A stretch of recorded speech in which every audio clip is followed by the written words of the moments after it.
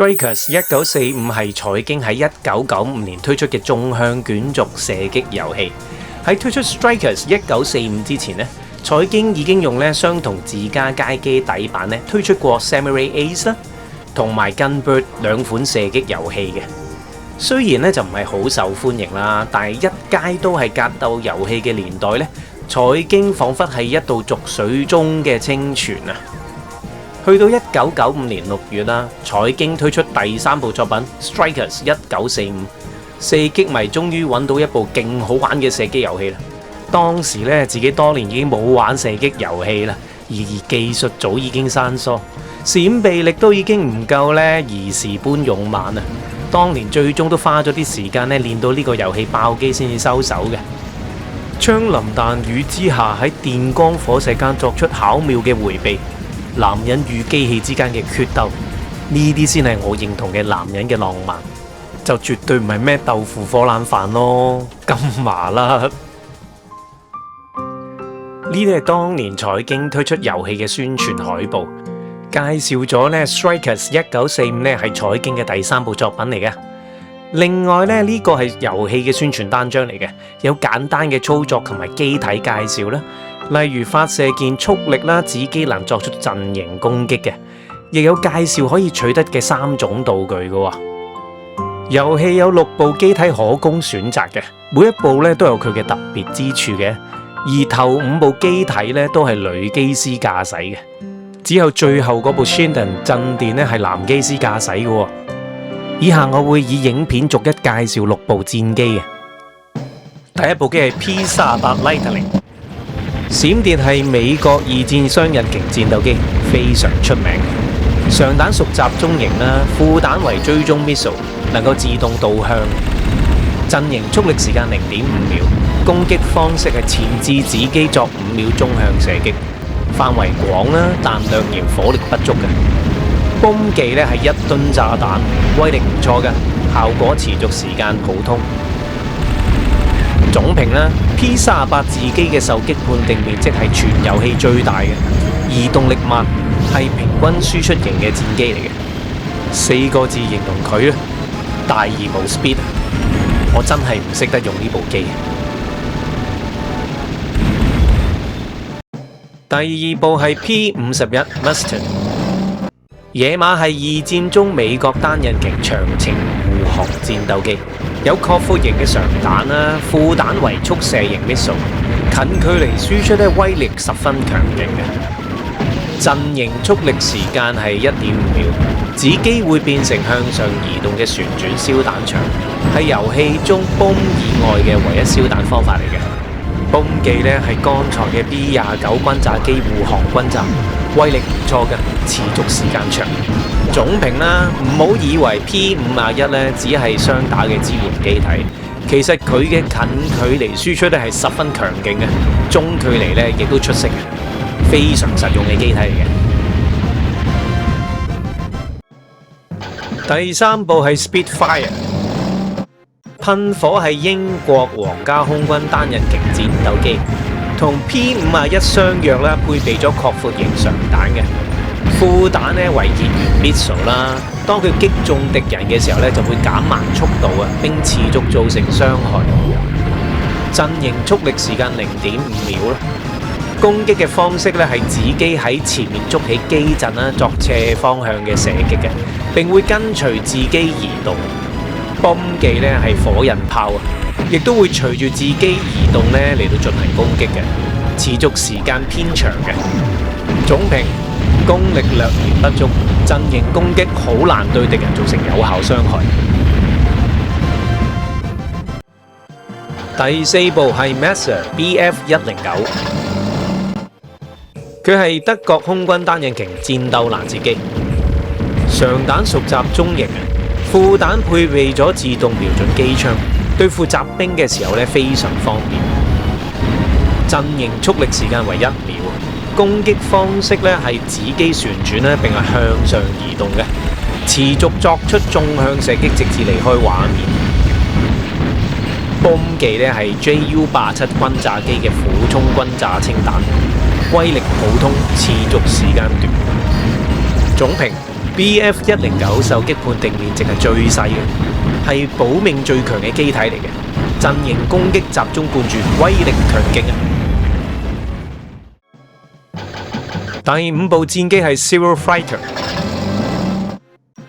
零式係日本帝國海軍艦載單引擎戰鬥機，上彈屬擴闊型，副彈係近距離投下小型爆彈，攻擊距離非常短啦，但係功力最高嘅。陣營速力時間0.7秒，此機會自動貼近敵人作出連續攻擊，不用瞄準，但係火力足夠嘅。泵技係剛才嘅神風燒彈，持續時間係全遊戲裏面最長嘅，能讓自軍作出長時間輸出。總評啊 ，Zero 最強係泵技神風，雙打時一記神風配以2個機輸出啦，任何段落嘅 boss 都可以擊倒嘅。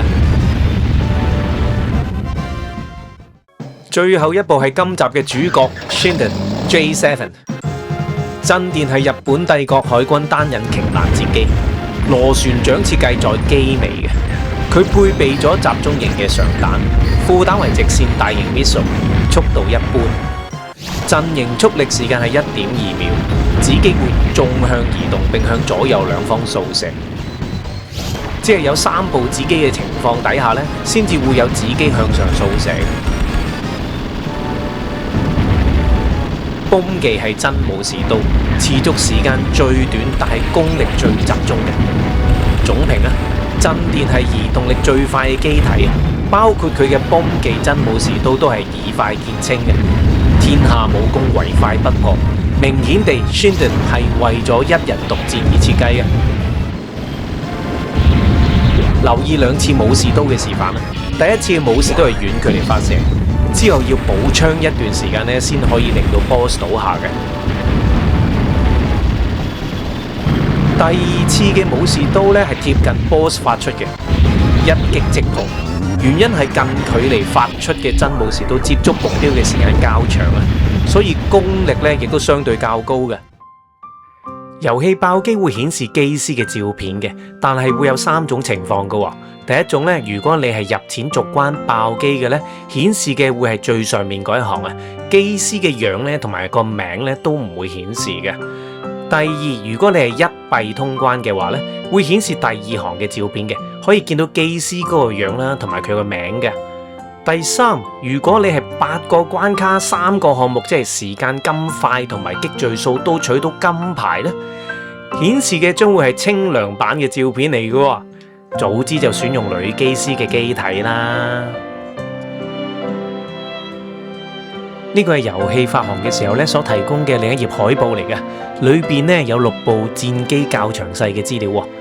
裏邊仲有 Strikers 1945嘅故事背景嘅喎。1945年嘅夏天，第2次世界大戰結束啦，世界似乎恢復咗和平。然而，一個名為 Kenny 嘅神秘國際組織，據傳與各國軍方高層勾結，秘密掌控了軍隊，並密謀利用尚未投入實戰嘅新型武器，企圖從內部顛覆整個世界。察覺到各國局勢動盪，民軍司令部秘密集結咗來自世界各地嘅頂尖戰鬥機同埋機師，組建咗特種部隊 Strikers， 以對抗 Kenny 嘅陰謀。如今，這場蘊藏在歷史下嘅終極世界大戰即將爆發。單人匹馬駕駛戰機，在槍林彈雨下作戰，這是男人的浪漫。提醒大家記住按鐘仔訂閱頻道。如果你喜歡射擊遊戲，冇理由唔俾個 like 嘅。啱睇記住 share 埋俾朋友啊！今次我係會以 Shinden 出戰嘅，因為佢嘅移動速度較快啦，而且佢嘅陣營攻擊強勁啊！一個字，型啊！遊戲難度唔係最難啊，係最難對上個級。第一關係超級戰艦 K2 啊！遊戲頭4關嘅次序係隨機出現嘅，到第3關之後呢，遊戲嘅難度呢就會提升少少嘅。陣電嘅陣營攻擊掃射非常強勁啦，尤其係自己輔助敵人掃射嘅時候啊！嗱，我就唔會將嗰個子機增加到4部機嘅，因為我要保留縱向嘅掃射。當年街機咧都有好多朋友用呢一個玩法嘅喎。4部機全部變成橫掃，反而減低佢嘅實用性，一個奇怪嘅遊戲設定嚟嘅。當年我第一次見到呢關嘅時候啦，呢隻戰艦真係好似1943嘅大和號啊，尤其是係佢嘅3叉炮台，搞到我想用能源翻起巨浪添。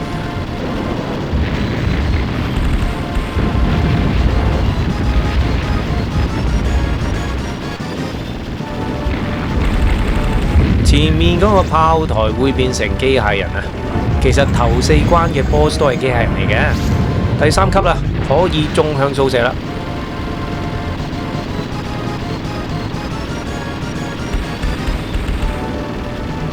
等我放多次陣型先，搞掂啊！第2關係 Air Fortress， 好彩第2關係呢一部空中要塞啊！如果去到第3、4關呢，難度會更加高㗎。鎮電呢一種保留第3級嘅玩法會有啲麻煩嘅，就係當畫面上面有升級到佢 P 嘅時候呢，你要避開佢哋啊！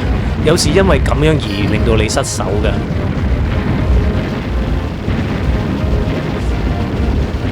速力先，你見到而家敵人嗰啲子彈速度都唔係好快嘅。望住佢避呢都唔難嘅。前面仲有架大型飛機嘅，我記得。速力，哇！呢個民航機嚟嘅喎，民航機都射子彈嘅。射擊遊戲唔係盲目靠反應迴避子彈嘅，要一啲預判啦同埋引導策略嘅。嗱，就好似呢個 boss 咁啊，呢度我要留喺另一邊引導自己追嘅子彈，先可以騰出空間迴避右方嘅固定彈嘅。呢架空中要塞會變成機械人嘅，將會發射嘅呢一發彈幕呢係自己追嘅基數彈嚟嘅，中間嗰粒子彈呢正對住你嘅位置嘅，直射呢一啲呢就係固定彈嚟嘅，無論你企喺邊度佢都係咁射嘅。呢個頭部血量低過10% 呢就會開始亂咁掃射㗎啦。KO 啊！第3關係空中戰船，鎮電嘅常彈近距離輸出呢都唔會點樣加工嘅。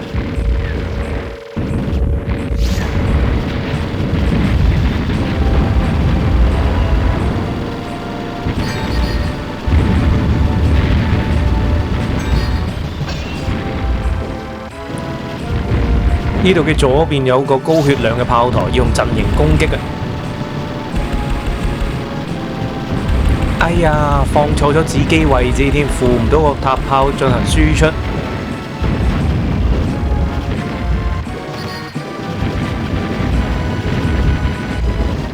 鎮電嘅陣型攻擊喺呢度非常之有用嘅，基本上你派個陣型出去呢，就可以消滅嗰個階段嘅敵人嘅啦。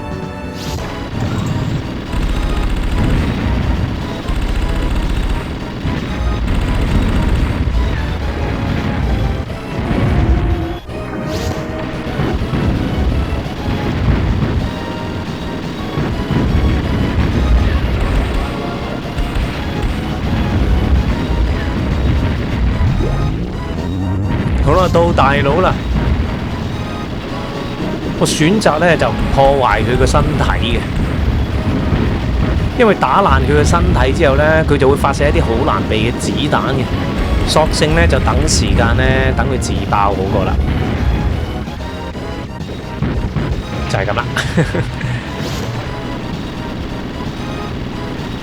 3-2-3-2-3-2，基數彈同埋偶數彈嘅交替彈落。搞掂啊！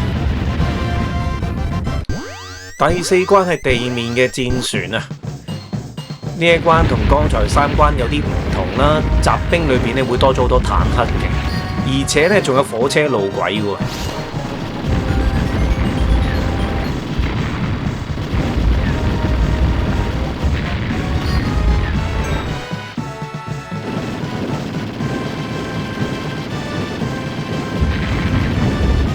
呢度要用陣型協助清版嘅，如果用 Spitfire 會跟住自己嘅子機陣型呢，會難以作出輔助嘅。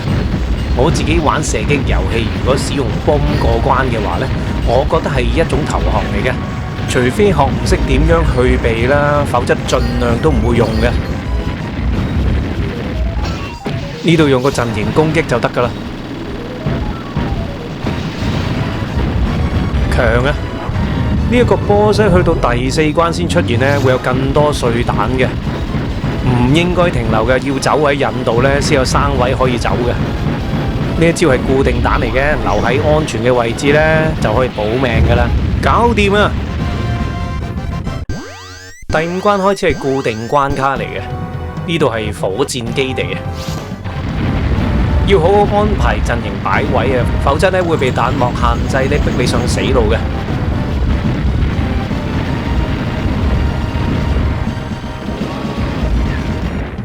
呢個大炮台專放自己追嘅2發偶數彈，根本係唔使閃嘅，佢係逼你留喺原地嘅，但係限制咗你嘅移動啦。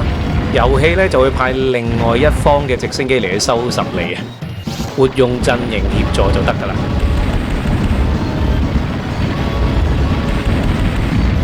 喺金塊呢發光嗰一刻呢，攞到佢呢就會係2000分嘅喎，大家知唔知道呢個安排嘅？我都冇刻意去攞高分啊！呢個遊戲純粹破關都已經夠難啦。呢度要用陣型啊！我會喺呢度選擇用第一次真武士刀，因為唔可以持有多過6發嘅 bomb 啦，而且呢度呢子彈難避，又可以即刻補充。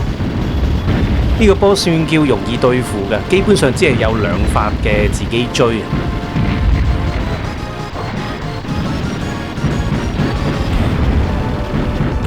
攻擊交俾陣型咧，自己係盡量集中去閃避。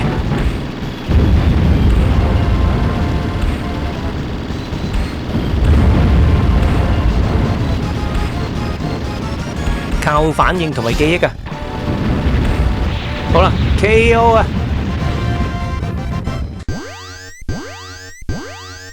呢一關係火箭升空啊，搭乘火箭上太空。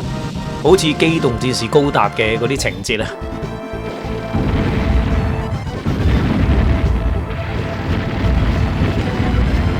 前面呢一度我要截停呢一支火箭啊！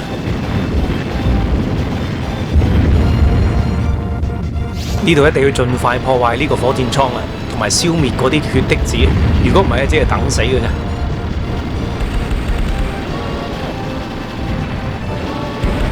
我呢度再用一炮真武士刀，滿泵有替補啊嘛！火箭頭發射嘅係自己追嘅雙發偶數彈啊，企定喺度唔使閃嘅，留意發彈嘅空隙去移位就得噶啦。已經係全靠記憶噶啦，唔能夠靠反應嘅，根本咧冇可能只用反應咧就避得開。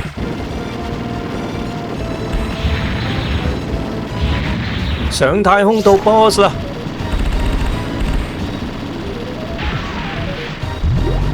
呢個 boss 咧其實好犀利啊，末段咧要加強輸出功力嘅，要用移動咧引導雜兵嘅追擊彈啦。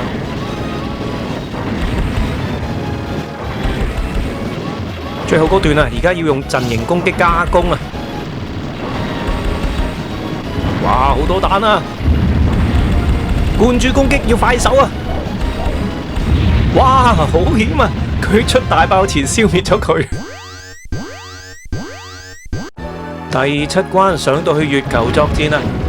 呢一關呢，隨機有3個鐘頭目同埋隨機嘅3個最後嘅 boss 噶，嗰啲炮台嗰啲子彈快到不得了，要盡早消滅佢嘅。呢啲敵機嘅快速直線固定彈呢，真係快得好恐怖啊！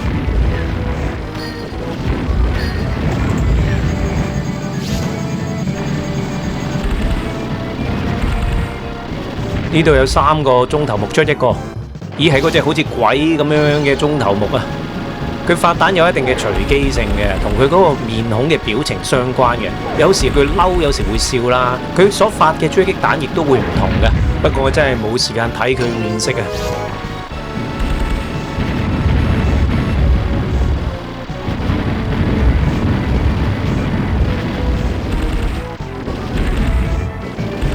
到底係邊一個 boss 呢？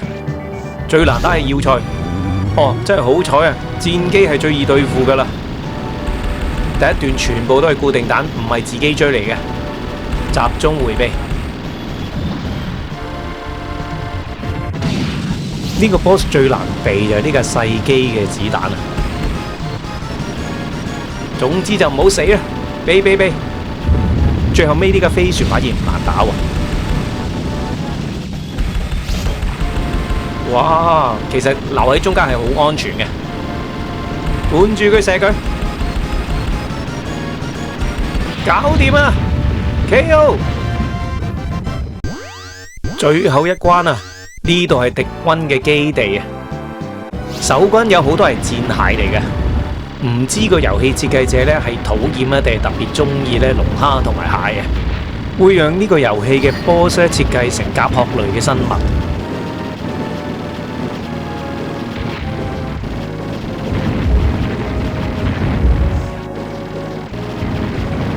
全部都係蟹啊！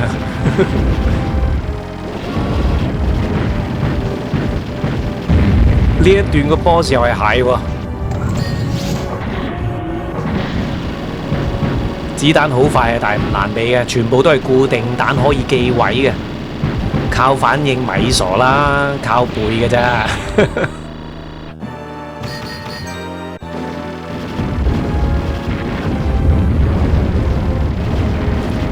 呢度有幫補給啊，要用真武士刀啦，射埋佢。呢個 boss 分咗好多段嘅。佢就係怕你咧一招神風啦，多血咧都俾你一招打低。好啦，又係蟹啊！呢隻蟹咧啲彈算容易避噶啦，但係唔可以記位，要靠反應嘅真係。搞掂，仲有兩段。呢一段係巨蟹啊，要盡快灌注攻擊啊，否則當佢伸長蟹鉗發炮咧就會好危險噶啦。搞掂，到最終形態啦！我選擇逃避，我唔想死啊！武士刀，三發 KO 啊！好啦，一命通關。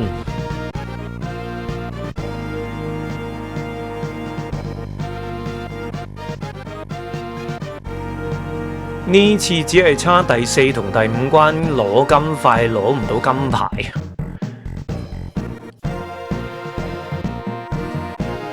呢個就係機師啦 ，Cylindray 7 Pilot Name 唔識讀。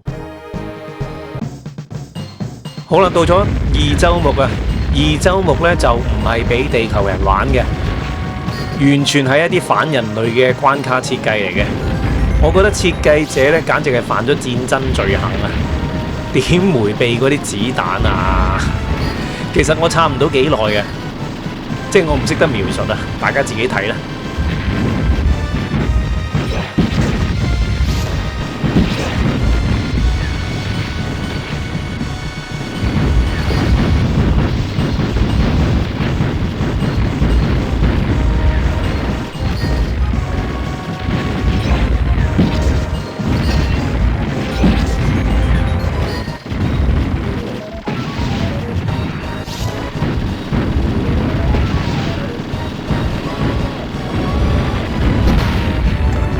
我仲有3次機會，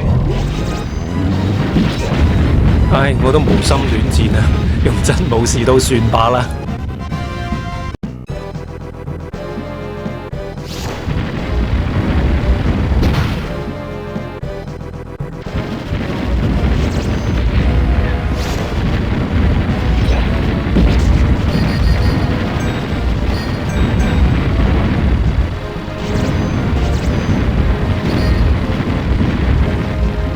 喂，有冇咁多彈啊？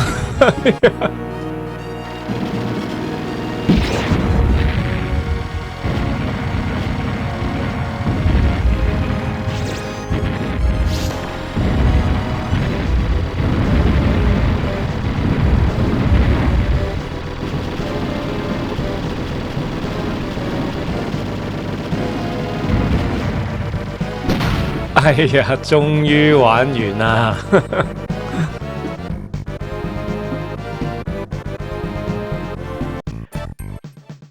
呢次玩到2排2啊！過往我最犀利咧係試過玩到去2排4嘅。嗱，簽翻個名，冇啊！分享到呢度，下次再見啦，拜拜。